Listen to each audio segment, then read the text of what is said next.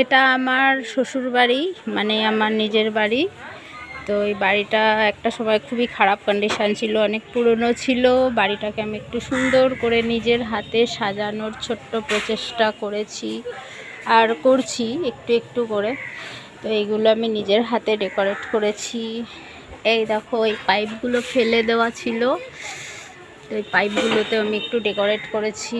এই স্টোনগুলো কালার করে এখানে দিয়েছি বোতল কাটিং করে। তো আমি আস্তে আস্তে বাড়িটাকে সুন্দর করে সাজানোর চেষ্টা করছি। এখানে কিছু ভাঙাচুরো জিনিস রাখা আছে, ভাড়াটিয়াদের ঘর।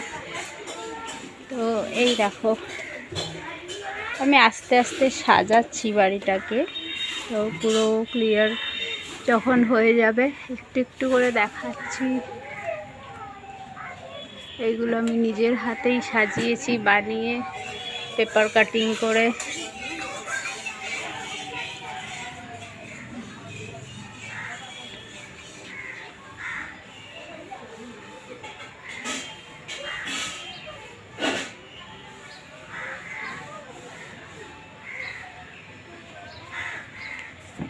এটা আমার দাদা ভাই, এটা আমার বৌদি, এটা আমার ভাইজি, তিনজন।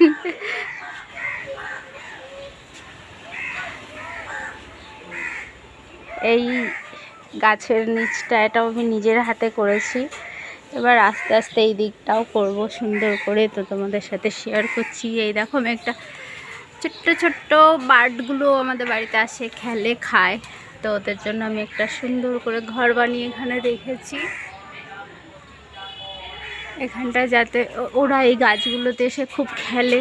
এই যে এখনও ঘুরছে, তো এই গাছগুলোতে যাতে ওরা বসে, যার জন্য ওদের জন্য আমি এই ঘরটা বানিয়েছি। তো তোমরা দেখে বলো আমার সাজানোটা কেমন হয়েছে। আস্তে আস্তে আমি জায়গাগুলো আরও সুন্দর করে ডেকোরেট করে ফেলবো, তো তোমাদের সাথে শেয়ার করব। এখন এইটুখানি, টাটা।